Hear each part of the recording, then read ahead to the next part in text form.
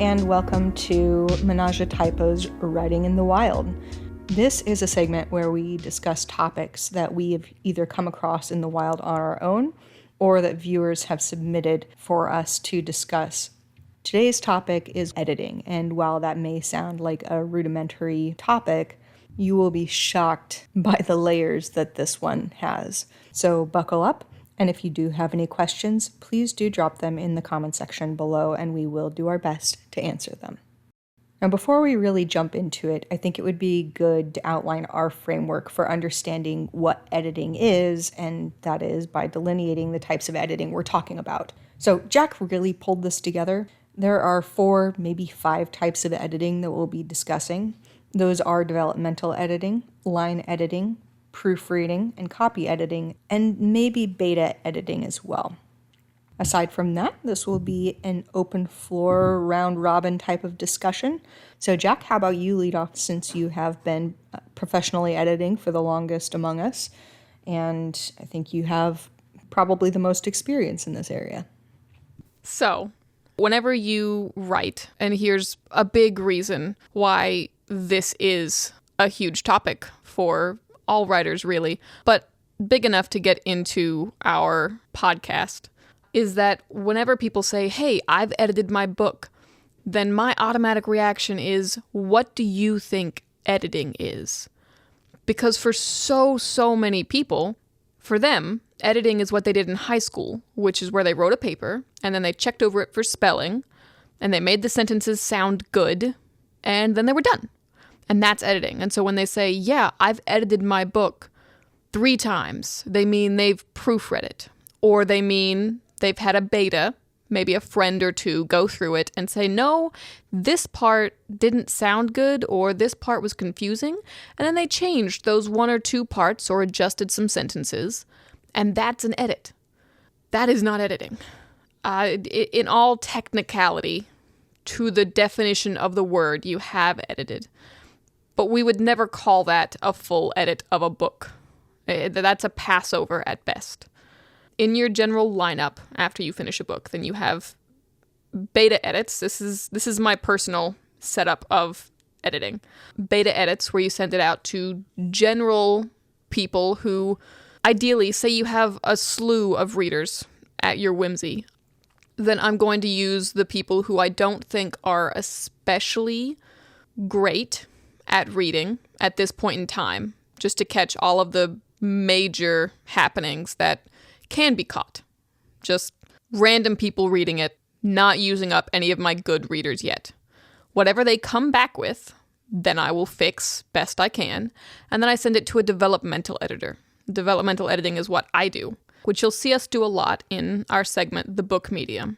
What developmental editing is when you get someone who actually knows the ins and outs of writing, who can identify pacing, characterization, plot holes, look at your world building and say this doesn't make sense logically in your world with your logic. Point all of those things out to you and give you ways to fix it, to help you with your craft so that you get better by the time you finish editing this book. They are very knowledgeable people, usually specifically in your genre, but not always. And they are going to help you much more thoroughly and in depth than a random reader will. After the developmental edit, I go back to betas to see if the changes that I made on those larger levels hit well. These betas are going to be more of the people who are going to catch the stringent things. They're going to be the people who are like, no, that really didn't make sense anyway. Or like, yeah, that didn't hit well and I didn't like the way you changed it. They're not going to be my people who are good at catching typos. Maybe they are, but that's not their specialty. They're going to be much more story-focused and much more character-focused. So after that second round of beta editing is line editing. Line editing is where you're going to get someone to come in and help your sentences and paragraphs sound better. They're just going to say, this makes more sense if you use these words. This sounds prettier. Ideally, they will keep with your voice, and that's one of the hardest things to do, is find a line editor who actually recognizes your stylistic choices, the voice that you are using, that comes naturally to you, and keeps that in line with the book, rather than either adjusting it to their own voice, which is the reason that I don't line edit personally. My voice is too strong. I'm not capable of adhering to someone else's voice. or saying, oh, that's not technically correct when you've made a stylistic choice and changing that away from what you wanted. A good line editor is hard to find, but is invaluable. After line editing is proofreading, what we talked about with high school, where you're going to go through and just look for typos, make sure that everything makes sense physically. You didn't forget any sentences, you didn't forget any words inside of sentences, everything is spelled correctly. Copy editing comes after that, which is where you'll put it in a particular format, maybe MLA, maybe Chicago, but everything is formatted the same way. You're using all American English words or all British English words. You're using all the same apostrophe S at the end of a proper noun that ends in S, or you're just using an apostrophe. So on and so forth, just little stylistic notes that are the same all throughout. And this also goes for anything that's particular to your book. So if you have decided that the house is capitalized, then this person makes sure that the house is always capitalized. And it's the same throughout. Post copy editing, you're going to do another round of proofreading, because sometimes in copy editing, in that formatting era, you actually introduce typos. And so from there on out, everyone who reads this book before publication should be also looking for typos and being ready and willing to tell you about them. Ideally, you will have another round of betas who can specifically look for typos and just see end of the book, anything you missed, any nitpicks, anything at all, but be looking for typos. And that's the general run-through of editing. And this is after your first draft is done. It takes a while. It does take a while. And I think one of the things that is also good to bear in mind is that your style of writing is going to heavily impact how you edit as well. Because what we have on our podcast is a pretty good distribution across the extremes of how to write. Jack is as plot-focused as you possibly can be. I would say that, Jess, you're probably somewhere in the middle, and I am on the extreme end of exploratory writing, pantsing. I hate that word, but I'm going to use it because I understand people understand what that means. And between the three of us, honestly, we cover the spectrum really, really well. So Jack's process for editing, what she's just outlined is a really good overview of what you can expect as far as steps you'll need to take. Now, where you spend a lot of time is going to change depending on how you write. So in a case like mine, where I'm exploratory, I have to spend a ton of time in rewriting. I think the one book that I'm working on right now, I've rewritten it, I think this is the fourth time. Full rewrites. These are not, oh, I'm going in, I'm moving things around a little bit. I'm going through and rewriting it from the beginning to the end after I've adjusted for changes. And I hate myself for it. Mm-hmm.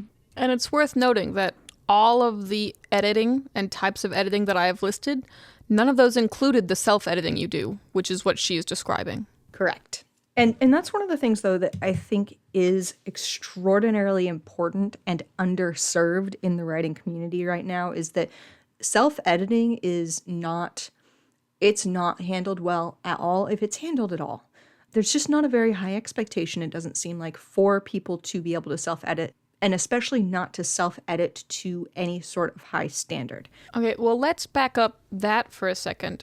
There doesn't even seem to be the expectation that someone will read their own book before publishing, let alone edit it themselves. Let that sink in. And we'll get into this a little bit. I think in the wrap-up we'll probably discuss this. I don't think there was a single book that we read that was published out there in the wild. I don't think there was a single one that didn't have very serious errors that could have been caught if the author had just read their manuscript one time. Some were worse than others. Like even traditionally is a better word, even traditionally published books will have typos in them. Yeah, but if you are consistently running across not typos, because typos are actually really easy to miss if you're reading through your thing constantly, because your brain starts to fill in those words. The inconsistencies. It's the inconsistencies that make it stick out as someone not reading their own work. Yes, it's the inconsistencies and very obvious typos, like pointed out in one of the books, like a slash at the end of a sentence that does not in any way, shape, or form belong there. It just was never read. It's not even something that you could slip by. Or if any of you went on to read The Black Crown after we read it, then there is a point, many points throughout this book, but on the same page, doesn't even wait multiple pages before it contradicts itself, where he says, hey, I leave my laundry over by the door and then someone takes it, then it's just returned in the morning. And then later that page is like, and I have to do all of my own laundry. Things like that, where if you read it, anyone read it at all, then they would go, hey, you wrote 2 different things 3 paragraphs apart. On a silly note, that guy was so sheltered. Maybe that's what he thinks doing his own laundry is.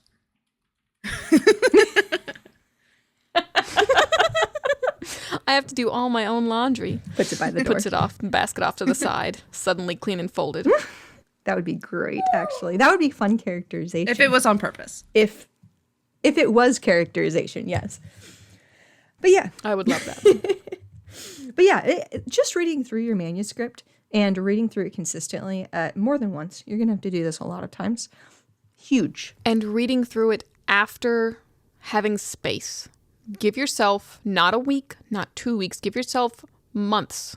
After you have finished it, ideally where it will be with other people to get feedback along with your rereading it, before you sit down and just read your book. What I tell, like I said, I work with authors, I work with my writing group, I work with lots of people who are finishing their novels.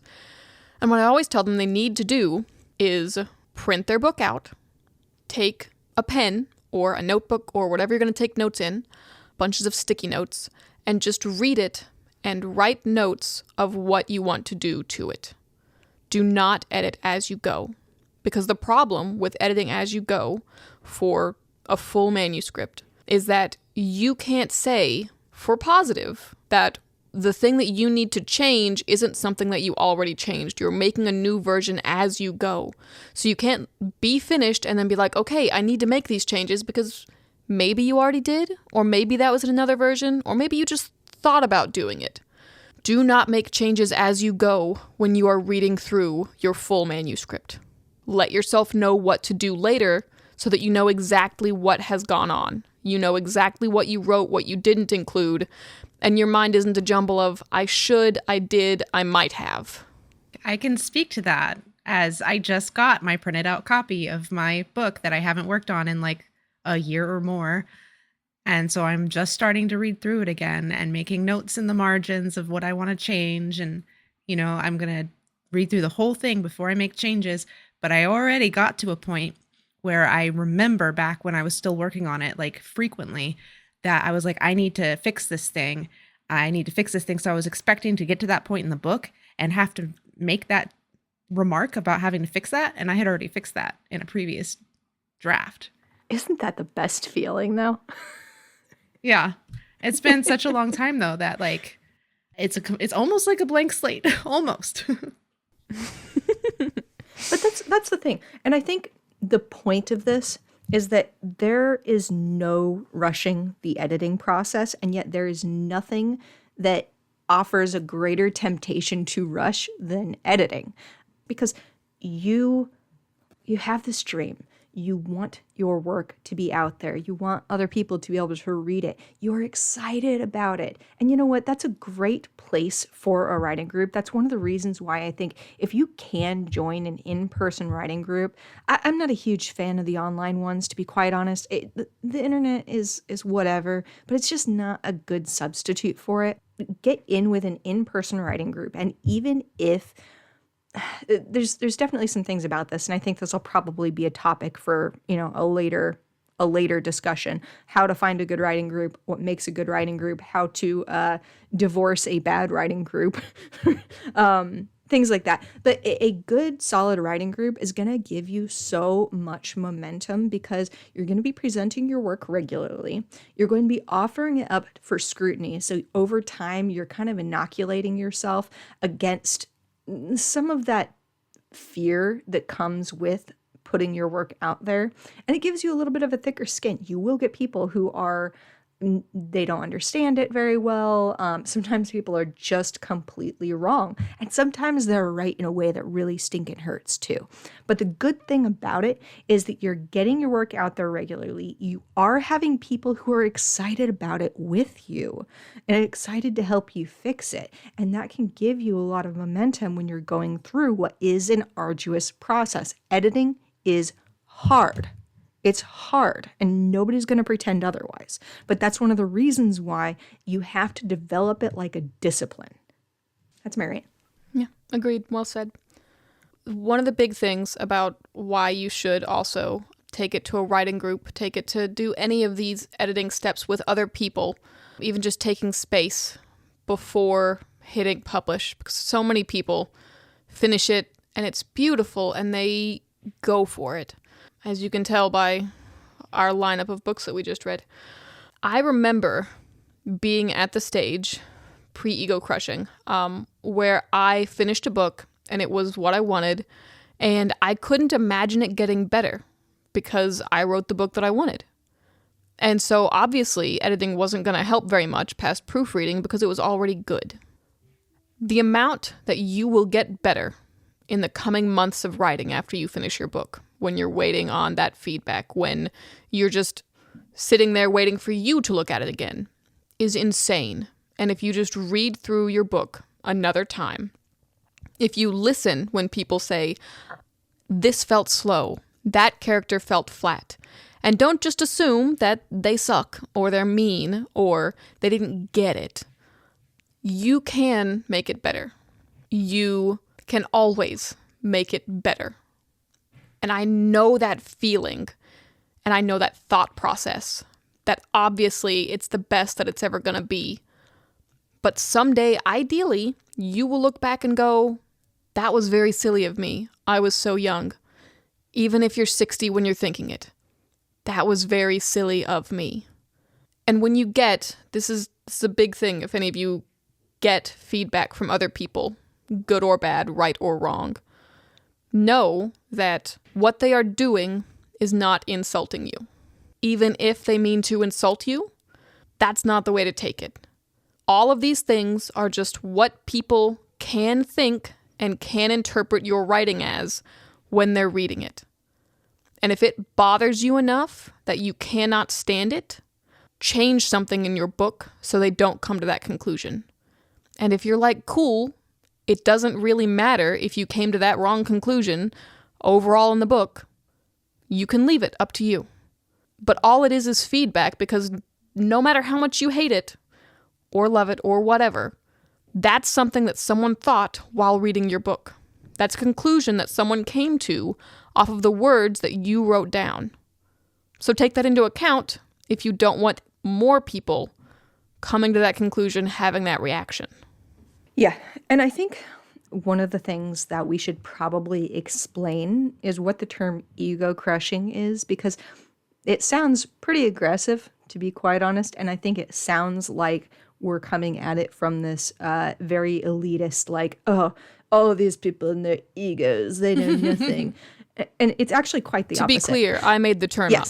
Yes. That's why it's important to explain, because it's not a common one. I think it's self-explanatory. You crush their egos. When someone gets past their ego, they are able to see things that their ego blocked. It's very aptly named, which I can say honestly as the person who made it. But most people consider actively trying to crush someone's ego as a rather aggressive act. So we don't actively try and crush the ego. It's just a stage that all writers go through. No. Sometimes you should actually actively try to crush your ego. I don't care enough about other people for that. I do. But regardless, the point is... Okay. You can actively try and crush someone's ego, but it is just a stage that people go through, whether people mean to crush their egos or not. It's getting past the self. Yes, but it's also, it's a maturation is really what it is. And everyone, that's the reason why it's not really associated. We'll often use the term younger writer or a newer writer, and we kind of use those things in like, we'll kind of exchange them and not really differentiate between them very well. But we never really mean a young writer. We mean somebody who is very, very early on in their writing journey and they have not gotten past their ego. Very much like a teenager has not gotten to a stage of adulthood where they kind of have that view of life where it's like, okay, here's reasonably how some things work and stuff like that. It's a very similar dichotomy. So it's like we're more kind of talking about writing teenagers. And unfortunately, a lot of people get to that point and stay there forever because they don't get past this huge ego that they have about their own work. Now, it's not an ego to say, my writing is good. I can say that. Jack can say that. I'm pretty sure Jess would say that as well, but maybe going through the stage you're at right now, you wouldn't feel like that. But we all know that it's true, and that's the important thing. But we're all good writers, and we can say that about ourselves because we don't just think of ourselves as like, oh, these glorious things. It's because we're doing the work. That's when you know you're a good writer. It's like, I'm on this scene. I have been stuck. I'm not employed right now, and I've been stuck writing this scene. I'm putting so many hours a day toward writing, and I have been on one chapter for 3 weeks. 3 weeks. Just trying to rewrite this one chapter. I've rewritten it and then rewritten, and then I had to cut everything and start over like 5 million freaking times because we're kicking off the climax and it's a really important chapter. But the thing is, I'm really happy with where it's going now because I kept adjusting and kept working. And that doesn't mean that all that writing before was bad, but I had the clarity to recognize that it wasn't as good as it should be. And I think that's going to tie in too to the question that we always get of how do you know when it's done? Because editing can go on forever if you don't know what your endpoint looks like either. And I think that's another thing that people get kind of stuck on because they're like, I don't even want to start this process because once I start to make all these changes, when will I stop? Because I am always improving. I'm always growing better. So when will I be done? And that's a great point to pull back and give a different kind of look at ego crushing. So when I think of the ego, I don't mean any sort of pride. And I do disagree that putting in the work is how you know that you're good, because lots of people put in the work and stay behind that, what I imagine as a wall. It's just a big brick wall that stops you from hearing and taking in feedback and then applying feedback to get better from a craft standpoint, because you think you're good from a craft standpoint. And in terms that most other people use and hear, this is where your defensiveness comes from. This is where when you say something to someone like, oh, I didn't really like this character, they're like, no, but here's why you should like the character. And if you read to the end of the book, you'd understand that it's part of their arc. And this is why it has to be the way it is. So like, you not liking the character doesn't make sense, or you would if you had just finished it. Defensiveness is born from that wall of ego. It's there to protect you, to protect your psyche. It's there so that you don't get hurt by all of these comments that tell you that your book and your idea and the love of your life that you just spent so long on isn't as good as you think it is. Because we put so much of ourselves into our book, and so many of us wrongly but naturally relate our own worth and our own self to the book. And so if people don't like the book, it feels like people don't like us. And if people don't think the book is good enough, it feels like we're not good enough. And that's not correct, but it is a link that so many people make. And once you get past that ego-crushing stage where you go, this book has nothing to do with my worth. This book, this version of it, can always get better, and that has nothing to do with me as a person. That's when you get past ego-crushing. That recognition that other people can say things about the book, you as a human are still fine. Mentally, physically. Maybe you take a wine day. Mm-hmm. Maybe you cry for a bit. But then the next day you move on. That's ego crushing. Now, Jess, actually, I kind of want you to take a stab at that. How do you know when it's done? Because you're kind of in the trenches right now on trying to figure that out. Yeah, that's a great question.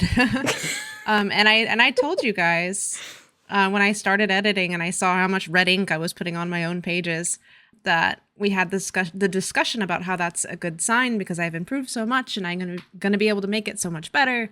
And I was like, yeah, and then the secret is not to fall into the trap of just continuing to edit forever because it can always be better. But I think, so I have thought that the book was finished before because I wrote it and then I sent it to a developmental editor, and she tore it apart in a good way, in a deserved way, in a way that helped me to learn. And yeah, so I know that I can get to the point where I feel like it's finished. I think it's when you are proud of it, you're happy with it, you don't think that at this stage that you can really do much to make it like significantly better, and you're ready for somebody with more writing chops than you to take a look at it and see what they think. And maybe they're going to tell you, no, it still has some work to be done, and then you learn from that. Or maybe they're going to be like, no, this is pretty good. I think you've got something here. Mm-hmm. And then maybe you're pretty close to done at that point. Well, and I think you hit on one of the elements, which is that you reach a point where you know you're done. And not that you think you're done, that you know you're done. And the reason why I say that is because there's a lot of points where you do think you're done, but you sort of know you're not because you're only at such and such stage of the editing process or whatever. But I think the bigger thing is having a vision, an end vision of what you want your work to be, how you want it to feel, how you want it to flow, your own standard in a lot of ways. And I think that is the true definition of making any kind of art good in the end, is to have that vision that you're trying to reach. And that's how you know it's done. Now, the thing is, that vision can change a lot. And I think that's one of the, as you're going through the editing process, what may have been a little bit blurry at the beginning firms up in your mind, and then you can start to develop this idea of this is what I'm trying to achieve. So right now, for my book series, I have a very, very clear goal of what the end book looks like, and it's getting clearer and clearer as I go through these iterations. I will know when it's done because I will have gone through and I will have achieved that vision. Now, I'm always going to look back on it and be like, I could have changed that. Oh, I could have switched this line around. I could have done. But there's not ever going to be anything where I look back on it and I'm embarrassed about it. I will look back on it and always be proud of what it is, because that was the pinnacle of what I could achieve at that point in time. And I'd agree in more layman's terms that you just can't make it any better. Even if someone gives you the next steps to make it better, you're not able, from a craft standpoint, to achieve that goal yet. You're not at the level where you can weave in that much exposition that fluidly. And so this is the best that it's going to be for now. And even if that means that you stop because you love, maybe it's your passion project, because lots of people have something where they say, this is my only book in me. It's the one that I've had since I was a kid. I love it so much, blah, blah, blah. Then go to a different book and write a bunch of short stories. I don't care. But go improve specifically the thing that you want to do, and then come back if you insist on coming back, if you insist on it being more perfect than you can make it. But when the next step is out of reach, consider it done. Mm-hmm. Yeah. And properly out of reach. You've taken it, you've gone through all these things, and you just cannot conceive. And ideally, there are really good writers around you who also cannot conceive of how to make it better right then. Because you want to surround yourself with writers who are better than you, especially at certain things. Ideally, have writers around that are better than you, that are willing to tell you when you just need to put it down, or when you really do have to just go work on your sentence structure. It doesn't matter how much you work on this book because your sentence structure is what needs to change. It doesn't matter how much you work on this book because it's the way that you write dialogue that has to improve, the actual craft itself. And it doesn't matter what you're writing to improve dialogue. You have to improve the dialogue. Yeah. Get people who are honest with you. Get people who can identify things and are willing to tell you this isn't working out. One of the big things to take from all the books that we've read and everything that we've said about them is that just because you've reached the pinnacle of what you can currently do, which will always, always, always get better, just because the book is done does not mean you have to publish it. Some books are just written for practice. Some books are just written for you. Some books are just written for fanfiction.net. Don't even put it on AO3, leave it on fanfiction. You don't have to publish everything you write. Yes. That's a lesson. And I think every single one of us has probably a half dozen or more probably completed projects. But oh yeah. Yeah. Absolutely. But I think that one of the things that you can't miss in this, and this is another really big item that people get wrong all the time, and I blame the modern American writer era for this, to be quite honest, because they just had some very funny ideas about what it was like to be a writer. For a very long time, it was pretty known that writers needed to be in groups. Writing is not a solo sport. It is a thing where you are in charge of it for the most part, but you need help. You need people around you. And then we had this modern American, I'm not even kidding, I'm referring specifically to the modern American era of writing and beyond. This idea of the author, the lone author who drinks a lot and smokes crack cocaine and just does it came up. And it's like all of a sudden writers are supposed to be lone wolves. You're not. That's not how to write. It's not how to be a good writer.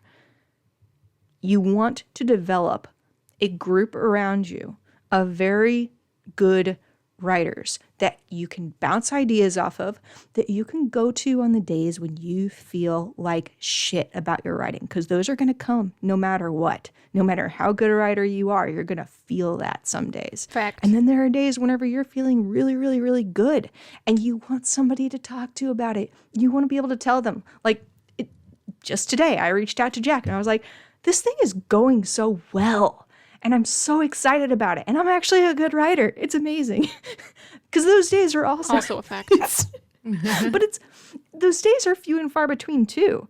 Most days you're just kind of like trucking along trying to do your thing. But you also do need to be reading out loud to other people, to be getting feedback from other people that you don't like, getting feedback from people that you do like. It's just, that is a huge part of the process. And what it's giving you, a big part of what it's giving you, is actually exposure to the audience reaction to your writing in real time. Because that's another thing that I've heard from people. Oh, there's no way to know exactly how your writing's going to hit. Well, for most of us, yeah. Actually, I know exactly what I'm doing is going to do to you as a reader for the most part, because I'm a good writer and I'm trying to do those things. I'm trying to hit a certain note. I'm trying to cause a certain reaction in you. I'm managing my tension. I'm managing my pacing. I'm using this word instead of that word for that reason, because I know that this one has this connotation as opposed to that connotation. These things are not happening by accident. And if they are happening by accident, you need to be improving, because you want to know why your writing hits. And that's just one of those things. You can't do it alone. You cannot do it if you're insulating yourself from your audience. And that's a critical piece that people get very, very wrong. When you first start getting feedback from other people, first minor but critical note is that you are going to have to learn when to take feedback and when to discard it. If you take all feedback, you end up with a chicken and M&M pizza. It doesn't work. None of it makes sense because everyone just put their personal preferences in there. Not everyone knows how to write. Not everyone knows how to tell stories. Not everyone's your target audience. Ignore them. The best thing that you can do is take the feedback that people give you, sit it in a drawer with the rest of your manuscript, and come back to it in weeks or a month later after you've had some distance both from whatever you wrote and whatever they said, and go, does this ring true? Or get more and more people to read it and go, how many people thought this?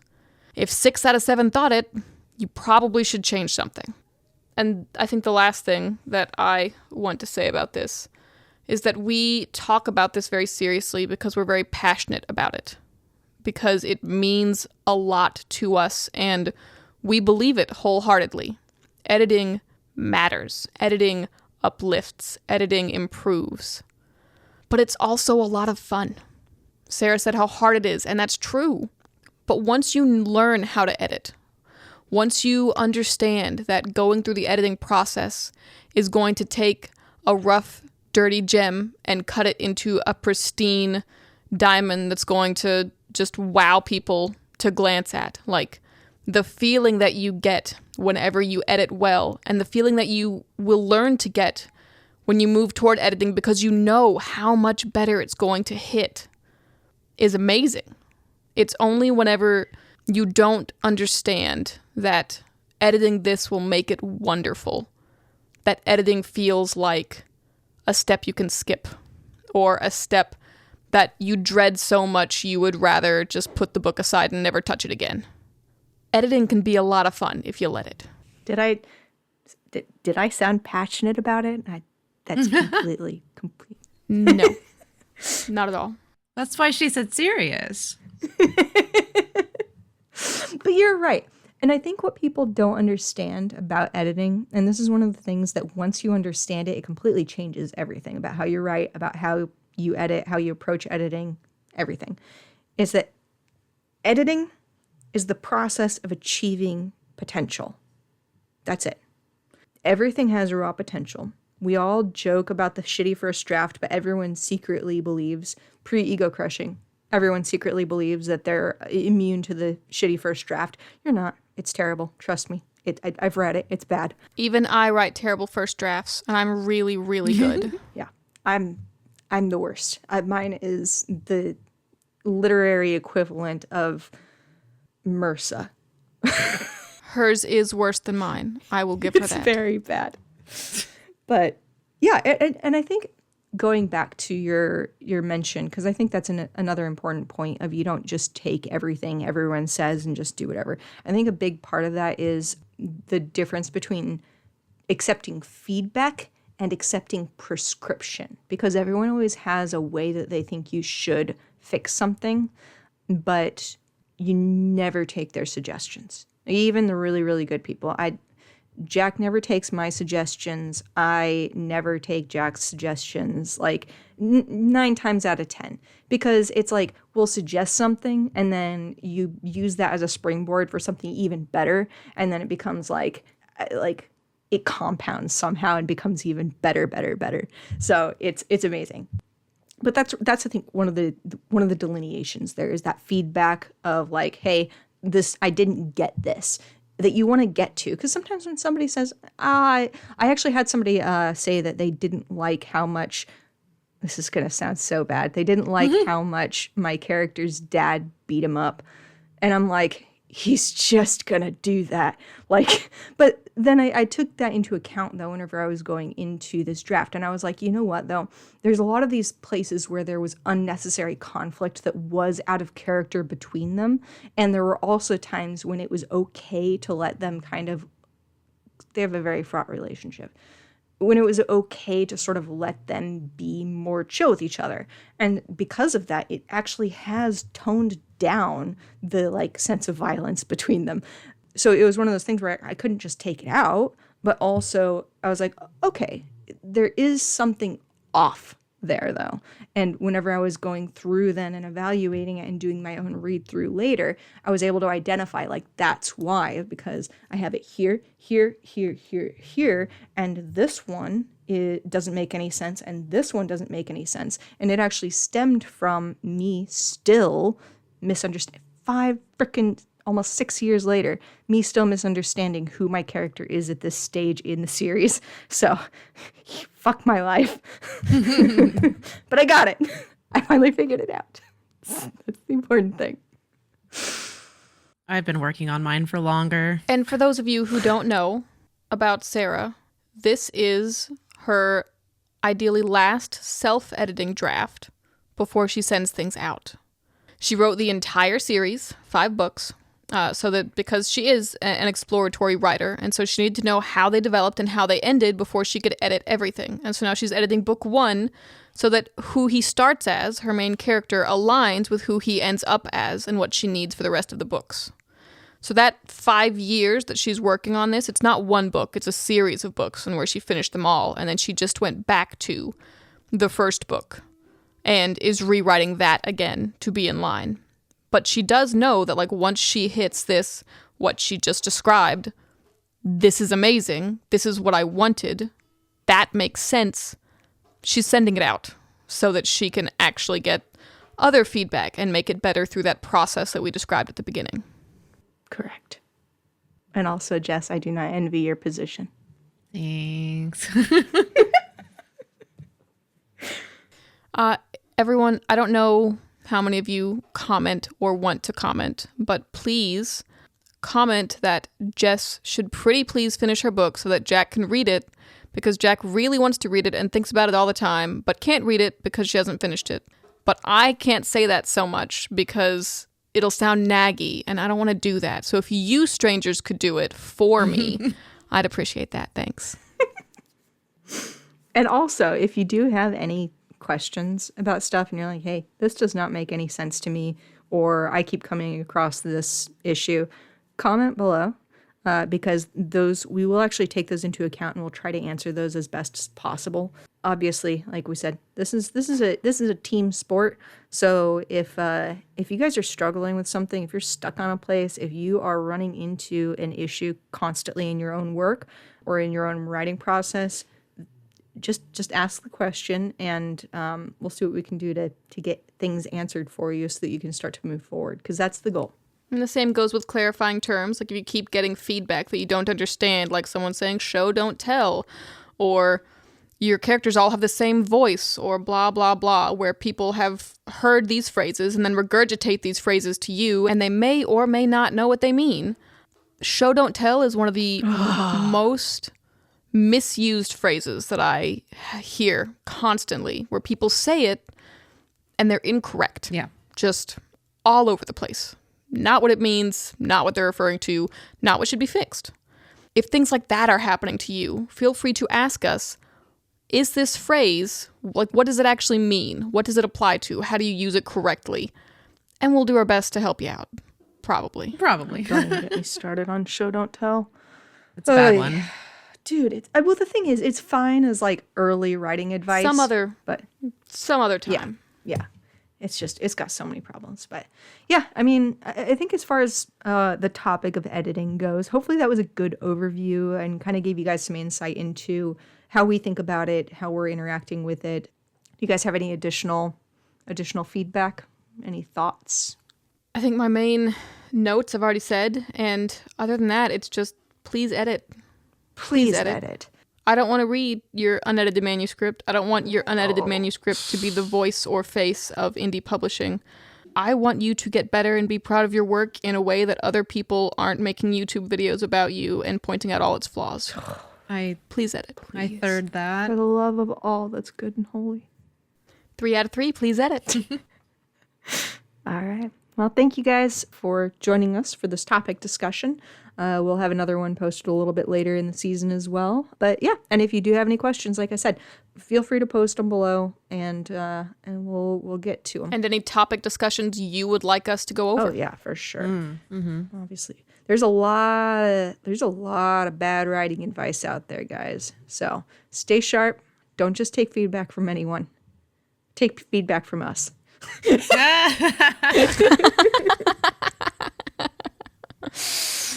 But really, though, that's true. We do have your best interests at heart. I swear we do. I don't. I do not have your best interests at heart. I have writing's best interests at heart. I have the craft and the passion for the craft's best interests at heart. I don't care about you as a person, and that's how you know I'm telling you the truth. Let's write better. That's true. And I care about you as a person, and that's why I get so disappointed in you sometimes. Or excited. Some of them are probably good. Isn't it better that Jack just tells it like it is, and Sarah's like your disappointed parent? So Jess is your encouraging aunt? Yeah. Yeah, actually. I'm a cool aunt. All right. Cool aunt, disappointed parent, and I guess I'm the bullying older sibling. Yeah. All right. Welcome to the family, guys. Thank you so much. Thanks for joining us.